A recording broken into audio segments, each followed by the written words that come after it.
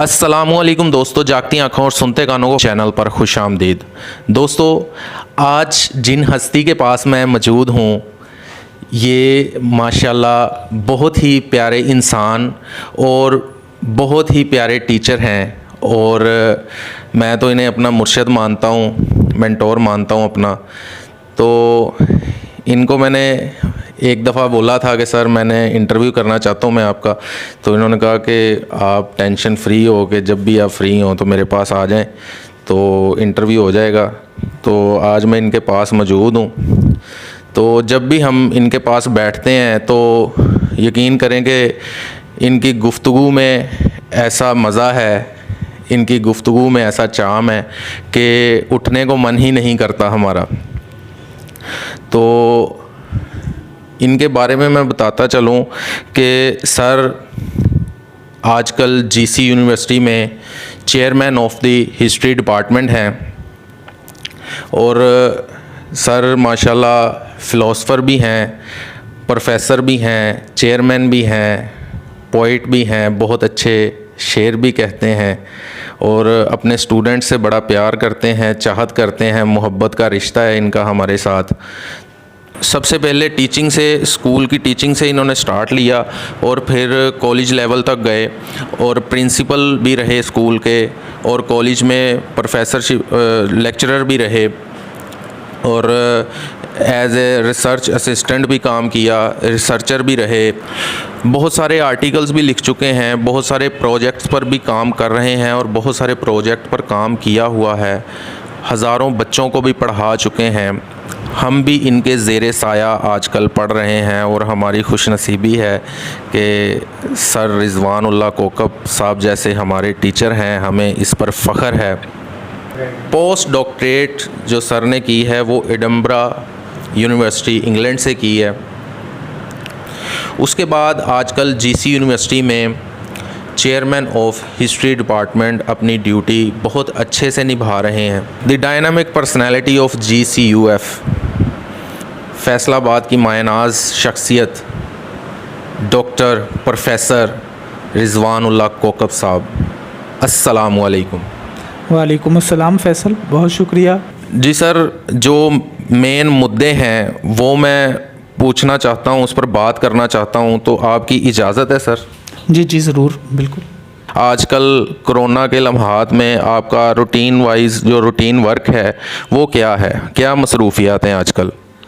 अच्छा, कोरोना की वजह से जिस तरह बाकी सारी दुनिया में तब्दीली हुई है, परेशानी आई है, लोगों के मायार और काम करने का जो अंदाज़ है वो तब्दील हुआ है, तो ज़ाहिर है कि एक इनफरादी तौर पर मैं भी उससे मुतासिर हुआ हूँ और कोरोना का भी शिकार हुए हैं और फैमिली में भी कोरोना के मरीज़ जो हैं उनको संभालना पड़ा है। तो इस सारी सूरत में लेकिन एक बात हुई है, वो ये कि इतना वक्त जो है घर में बैठकर काम करने का, चूँकि हम तहकीक करने वाले लोग हैं तो घर में बैठकर रिसर्च करने का मौका हमें मिल गया है इससे।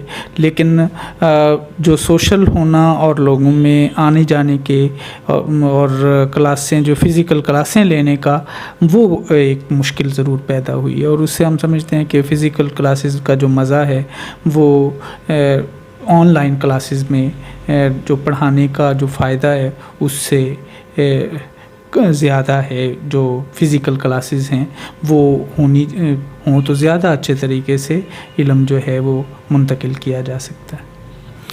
जी सर, बहुत बहुत शुक्रिया, आपने बड़ी अच्छी बात की कि ये बात आपने हमें क्लास में भी कही थी कि फ़िज़िकल क्लासेस में जो चाम है वो ऑनलाइन क्लासेस में बिल्कुल नहीं है। और ज़ाहिर सी बात है कि फ़िज़िकल क्लास में जो टीचर है वो स्टूडेंट के साथ बिल्कुल आमने सामने उसका एक डायरेक्टली रिलेशन होता है, सामने समझाने का जो तरीक़ाकार होता है वो बड़े अच्छे से जो है आपको डिलीवर कर सकते हैं लेक्चर।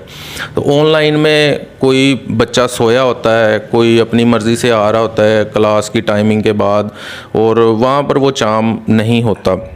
सर, जहाँ पर भी हम हिस्टोरियंस जाते हैं तो हमसे ये सवाल किया जाता है कि हिस्ट्री का کیا سکوپ ہے ہسٹری کا جو سبجیکٹ ہے.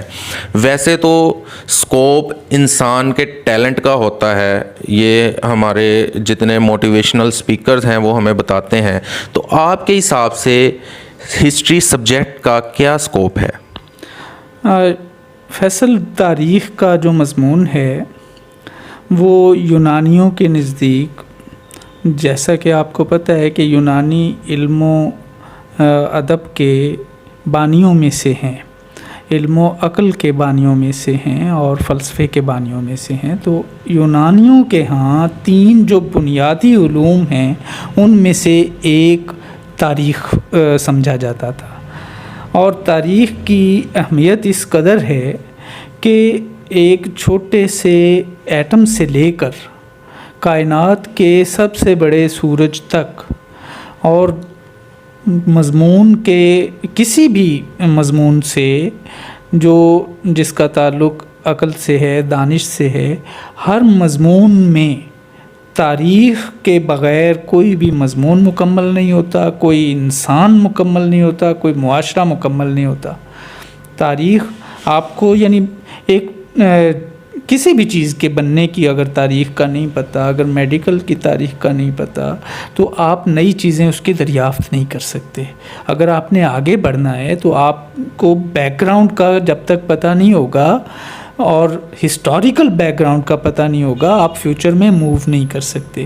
کسی بھی قوم کی تاریخ اس کا ماضی بتاتی ہے کہ ماضی میں کون لوگ تھے اور انہوں نے یہ کام کیسے کیا. اب مسئلہ ہمارے ہاں پرابلم یہ ہے کہ ہم صرف اور صرف سیاسی تاریخ کو مد نظر رکھتے ہیں. ہم نے حالانکہ انڈسٹری کی بھی تاریخ ہے، معاشرے کی بھی تاریخ ہے، اپنا اکنامکس کی تاریخ ہے، سماج کی اپنی، پھر اس کے علاوہ ہم دیکھیں گے جرنلزم ہے تو اس کی تاریخ ہے. اگر ہم دیکھتے ہیں کہ ریڈیو، ٹی وی، حتیٰ کہ کپڑا ہے تو اس کی بھی تاریخ ہے، حتیٰ کہ اگر آپ دھاگا ہے تو اس کی بھی، اگر میڈیکل میں آپ دیکھیں تو اس کا سکوپ بہت وسیع ہے اور تاریخ کو کسی بھی طرح نظر انداز نہیں کیا جا سکتا علم کی دنیا میں. اب ہمارے ہاں لوگ اس کو اس لیے نہیں پڑھتے کہ ان کے خیال میں اس کی کم ملازمتیں ملتی ہیں، جابس کم ہیں، اور لیکن میرے خیال میں اس کی وجہ گورنمنٹ میں اور معاشرے میں تاریخ کے علم کے بارے میں شعور کی کمی ہے. ورنہ ہر معاملے میں جب اگر آپ کو آگے بڑھنا ہے تو آپ کو تاریخ کی ضرورت پیش آتی ہے. جی سر، بہت اچھا جواب دیا آپ نے. سر میرا جو دوسرا کویسچن ہے وہ ایک بہت بڑا مدعا ہے. وہ یہ ہے کہ صرف فیصل آباد میں فیصل آباد کے ایریا کی بات کروں گا، میرے نالج کے مطابق صرف پوسٹ گریجویٹ کالج سمن آباد اور جی سی یونیورسٹی میں بی ایس ہسٹری کروایا جا رہا ہے.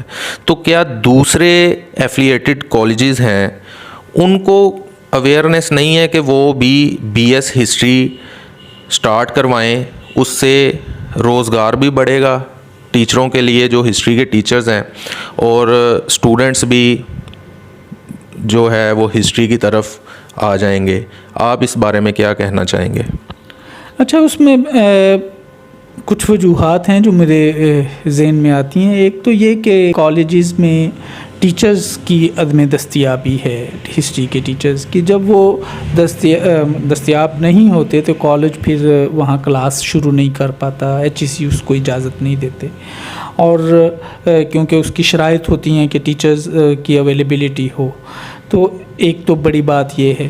دوسری بات ہے کہ انیشیٹو لینا ہے. بعض اوقات اگر آپ کے پاس وسائل یا اساتذہ نہیں ہوتے تو بھی آپ انیشیٹ کرتے ہیں. تو انیشیٹو لینے کے لیے بھی اس لیے شاید لوگ تیار نہیں ہو پاتے کہ وہ یہ سمجھتے ہیں کہ شاید اس مضمون سے اتنا زیادہ فائدہ نہیں ہو سکے گا یا اتنی ملازمتیں نہیں مل سکیں گی. البتہ اگر ٹیچرز فراہم ہو جائیں تو میرا نہیں خیال کہ اس میں کوئی مشکل پیدا ہوگی کہ پوسٹ گریجویٹ کی کلاسز دوسرے کالجز میں شروع ہو سکیں.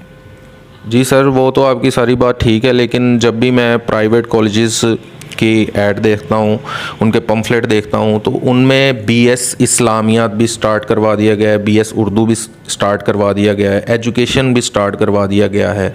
تو میرا تو یہی ماننا ہے پرسنلی کہ ان کو ضرور چاہیے کہ ہسٹری کے اوپر بھی کام سٹارٹ کریں کائنڈلی. میرا ڈائریکٹلی جو ہے وہ پرائیویٹ کالجز سے میں مخاطب ہوں کہ ہسٹری سبجیکٹ پر ضرور کام کریں, کیونکہ پوسٹ گریجویٹ کالج وہاں پر ہی 500 سے 600 بچہ بیٹھا ہوا ہے ہسٹری کا, اور آنے والے وقت میں میرا یہ ماننا ہے کہ کافی تعداد میں وہاں سے استاد نکلیں گے. تو پرائیویٹ کالجز جتنے بھی ہیں ان کو بی ایس ہسٹری ضرور سٹارٹ کروانا چاہیے. سر تیسرا سوال میرا یہ ہے کہ G C university M Phil P H D کروا رہی ہے تقریباً ہر سبجیکٹ میں. جتنے سبجیکٹ یہاں پر سوشل سائنسز کے سبجیکٹس ہیں, آرٹس کے ہیں, تو پی ایچ ڈی اور ایم فل کروا رہی, لیکن یہاں پر فیسز بہت زیادہ ہیں. اگر ہم پنجاب یونیورسٹی دیکھیں, اوپن یونیورسٹی, علامہ اقبال اوپن یونیورسٹی دیکھیں, تو وہاں پر فیسیں کم ہیں اس کی نسبت. تو آپ کے حساب سے فیسوں میں کچھ ریلیکسیشن ہونی چاہیے بچوں کے لیے, کیونکہ بہت زیادہ تعداد بی ایس سے نکل کر جب ایم فل میں آنا چاہتی ہے تو صرف فیسوں کی وجہ سے. میرے خود دوست ایسے ہیں جو نہیں کر سکے ایم فل صرف اسی وجہ سے کہ وہ بیچارے افورڈ نہیں کرتے تھے اتنی فیسیں. تو اس بارے میں آپ کیا کہنا چاہیں گے؟ اچھا فیصل, اس میں دو الگ الگ گروپنگ کرنی پڑے گی. ایک تو ہیں پبلک سیکٹر یونیورسٹیز, ایک ہیں private sector universities. Private sector universities آپ کو پتہ ہے کہ وہ ایسے مضمونوں میں کام زیادہ کرواتی ہیں جہاں سے انہیں زیادہ اسٹوڈنٹس ملتے ہیں اور وہ مارکیٹ اورینٹیڈ ہوتے ہیں, وہاں سے وہ پیسے جنریٹ کر لیتے ہیں ان فیسوں سے. اور پھر لیکن وہ ہسٹری میں ظاہر ہے کہ انہیں لگتا ہے کہ مارکیٹ نہیں ہے, تو یہاں پہ وہ کام نہیں کرواتے, جیسا کہ آپ پہلے بھی بات کر رہے تھے. اب جو گورنمنٹ کالج یونیورسٹی فیصل آباد جو ہے وہ ایک پبلک سیکٹر یونیورسٹی ہے, اسے گورنمنٹ چلاتی ہے. اس کی فیسیں آٹومیٹیکلی کم ہو سکتی ہیں, صرف ہسٹری میں ہی نہیں باقی مضامین میں بھی, لیکن اس کا تعلق ہے حکومت کی گرانٹ کے ساتھ. اس وقت پاکستان کی حکومت بھی اور پنجاب کی حکومت بھی اپنے سب سے جو کم بجٹ ہے وہ تعلیم کے لیے مختص کرتی ہے. اس تعلیم میں سے ہائر ایجوکیشن کے لیے اور زیادہ تھوڑا بجٹ ہوتا ہے. اگر حکومت اپنا بجٹ کو بڑھائے اور تعلیم کے لیے اور اعلیٰ تعلیم کے لیے, تو یہ فیسوں کا مسئلہ بڑے آرام سے یہ حل ہو سکتا ہے, کم ہو سکتی ہیں. اب دوسری بات جو کمپیریٹیولی آپ بتا رہے ہیں کہ فیصل آباد کی باقی یونیورسٹیز کی نسبت جو کم ہے, اس کی وجہ یہ ہے کہ ان یونیورسٹیز کے پاس ریونیو کے حوالے سے اور گورنمنٹ کے فنڈز کے حوالے سے زیادہ فنڈز موجود ہیں. اور جس یونیورسٹی فیصل آباد کو ابھی اپنے آپ کو گرو کرنا تھا, اور اس گروتھ کے عمل میں اگر ہماری فیسیں کم ہوتی تو یہ ڈینگی اپنا جو کرونا کے دنوں میں جس طرح کئی یونیورسٹیز جو ہیں لاہور کی, جن میں اپنا یونیورسٹی یو ای ٹی شامل ہے, ٹیکنالوجی یونیورسٹی, تو انجینئرنگ اینڈ ٹیکنالوجی, وہ فال کر گئی. بٹ ہم اپنے اکنامیکلی بہتر ہونے کی وجہ سے ہم اس میں بھی آگے بڑھے ہیں اور ہم سٹینڈ کیے. اس کی وجہ یہ تھی کہ ہم نے اپنے گروتھ کے دوران اپنا فیسوں کا اور اخراجات کا جو توازن ہے وہ خراب نہیں ہونے دیا. جی سر, میں یہ ایک اور چیز دیکھی ہے کہ اب جیسے کہ میں ایم فل کر رہا ہوں جی سی یونیورسٹی سے, اور میں نے دیکھا ہے کہ یہاں پر پی ایچ ڈیز کی تعداد جو ہے نا وہ دن بدن بڑھ رہی ہے. یہاں پر اسٹوڈنٹس کو اویئرنیس ہو رہی ہے کہ یہاں پر پی ایچ ڈی کریں. تو ویسے پہلے اور ابھی بھی کچھ اسٹوڈنٹس ایسے بھی ہیں جو آؤٹ آف کنٹری جانا زیادہ اچھا سمجھتے, وہ پاکستان میں ہی یہاں رہ کر پی ایچ ڈی کرنا زیادہ بہتر سمجھیں گے. اگر دیکھا جائے تو قائد اعظم یونیورسٹی کی شرح زیادہ ہے, وہاں پر پی ایچ ڈی اسٹوڈنٹ زیادہ ہیں. پنجاب یونیورسٹی لاہور میں اسٹوڈنٹس زیادہ ہیں, لیکن ابھی بھی اگر جی سی یونیورسٹی میں دیکھیں تو ان کی نسبت اسٹوڈنٹس یہاں پی ایچ ڈی کے کم ہیں. تو آنے والے وقت میں یہ شرح بڑھے گی. اچھا فیصل، ایک تو یہاں میرا خیال ہے اعداد و شمار کے حوالے سے آپ کو میں بتانا چاہوں گا کہ پچھلے سال میں جو پنجاب یونیورسٹی میں پی ایچ ڈی کا داخلہ نہیں ہوا، اور لیکن گورنمنٹ کالج یونیورسٹی فیصل آباد میں ہوا، کئی یونیورسٹیز میں اور پچھلے سال میں اضافہ جو پی ایچ ڈی کے ایڈمیشن نہیں ہو سکا۔ اصل میں سمجھنے کی بات یہ ہے کہ پی ایچ ڈی کا ایڈمیشن ٹیچر اسٹوڈنٹ ریشو کے ساتھ ہوتا ہے، اور اس لحاظ سے گورنمنٹ کالج یونیورسٹی فیصل آباد میں اس وقت ہمارے ہسٹری ڈپارٹمنٹ میں 10 ٹیچرز ہیں، جن میں سے 9 ٹیچرز پی ایچ ڈی کے ہیں، اور اس کا مطلب ہے کہ ہم 45 اسٹوڈنٹس کی انٹیک لے سکتے ہیں، 5 اسٹوڈنٹ فار 1 ٹیچر، اگر ٹیچر ریشو کو جس طرح کے ایچ ای سی نے پابندی لگائی ہے کہ 5 سے زیادہ نہیں ہونے چاہیے، تو اس لحاظ سے ہم 45 اسٹوڈنٹس انٹیک کر سکتے ہیں اس صورت میں کہ جس میں ہمارے پاس 9 اگر پی ایچ ڈی موجود ہوتے ہیں۔ تو اب باقی یونیورسٹیز میں جو ان کا چونکہ وہ پرانے اس جو پروگرام ہے اس کو چلا رہے ہیں، پی ایچ ڈی پروگرام کو، اس لیے جو یونیورسٹی 10 سال سے چلا رہی ہے تو ہر سال اگر وہ 10 اسٹوڈنٹ بھی لیتی ہے تو ان کے پاس تو 100 اسٹوڈنٹ ہونے چاہیے اور ہوں گے۔ تو ہم نے اس کو پروگرام کو پچھلے سال سے باقاعدہ ریگولر شروع کیا ہے، تو یعنی 2 بیچ اب تک ہم کر چکے ہیں، اور تیسرا اب ہم اس کو لیں گے، تو اس سے یہاں پر ہماری تعداد جو ہے آٹومیٹیکلی وقت کے ساتھ باقی یونیورسٹیوں سے زیادہ ہو جائے گی، اور ہم زیادہ پی ایچ ڈیز پروڈیوس کر سکیں گے۔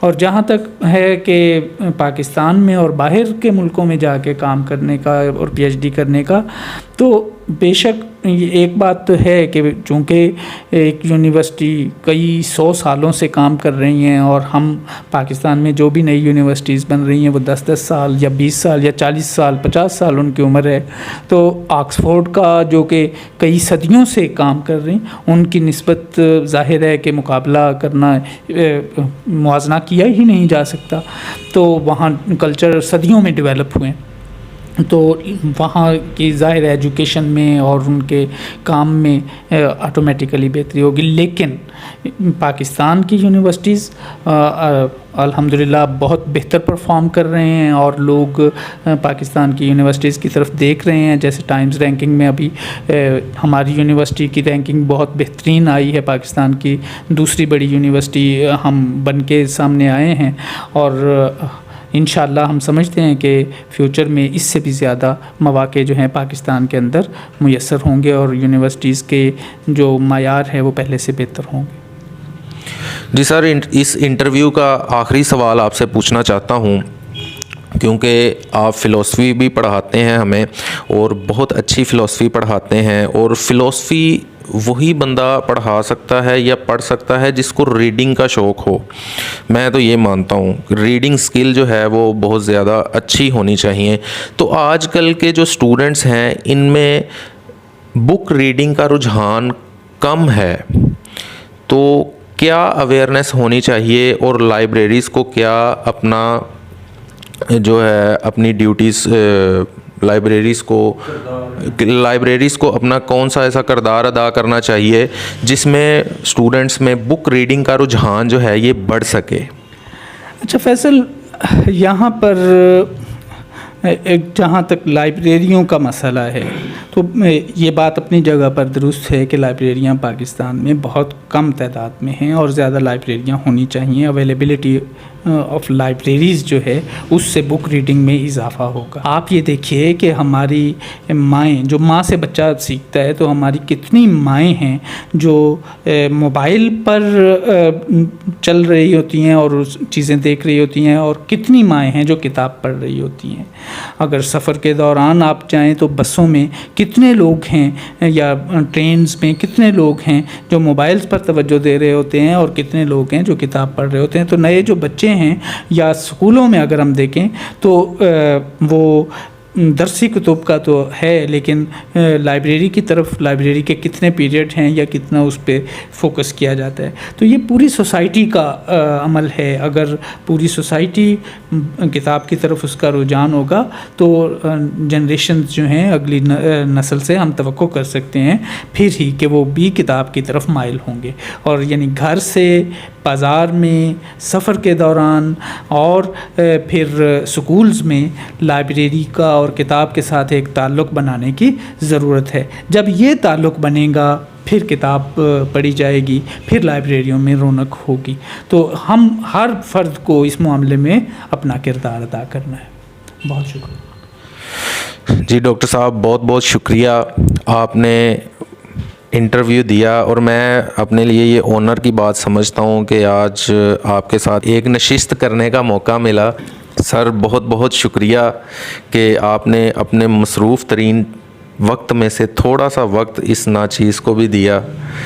میرے لیے یہ جو انٹرویو ہے یہ سمجھ لیں کہ ایک ایسڈ کے طور پر موجود رہے گا، اور جب بھی آپ کی یاد آئے گی تو میں اس انٹرویو کو نکال کے دیکھا کروں گا انشاءاللہ تعالی، اور عوام کو بھی دکھائیں گے کہ ہمارے جو ڈاکٹر صاحب ہیں یہ کتنا اچھا پرفارم کر رہے ہیں as a teacher, as a chairman. اور جو مدعے تھے ہسٹری سبجیکٹ کو لے کر، ان کے بارے میں بھی آپ کے جو جوابات ہیں یہ لوگوں تک پہنچائیں گے. اور انشاءاللہ تعالی پھر ایسی کوئی ملاقات، ایسی کوئی بیٹھک بنائیں گے جہاں پر کسی ٹاپک پر ہم آپ سے کوئی بات چیت کریں اور آپ سے کوئی اپوائنٹمنٹ لیں گے. دوبارہ سے پھر سے آپ کو تھوڑا سا تنگ کریں گے. فیصل، یہ ابتدا ہے، انتہا نہیں ہے. اس طرح نہیں کہ بس اسے سنبھال کے رکھیں گے. آگے بھی بہت سارے انٹرویو ہوں گے اور ہم ان میں اور بھی باتیں کریں گے. جب تک یار باقی، یار زندہ صحبت باقی. ابھی ہم ملتے رہیں گے، انٹرویو کرتے رہیں گے جب تک یاد ہے. تو جب چلے جائیں گے پھر اسے سنبھال کے رکھ لیجئے گا، پھر اس پہ بات کریں. جی انشاءاللہ سر. جی دوستو، امید کرتا ہوں آپ نے اس انٹرویو کو بہت انجوائے کیا ہوگا اور آپ کو ڈاکٹر صاحب سے بہت کچھ سیکھنے کا موقع ملا ہوگا. دعاؤں میں یاد رکھنا اور اللہ کے ذکر کا زباں پہ سواد رکھنا. اللہ حافظ.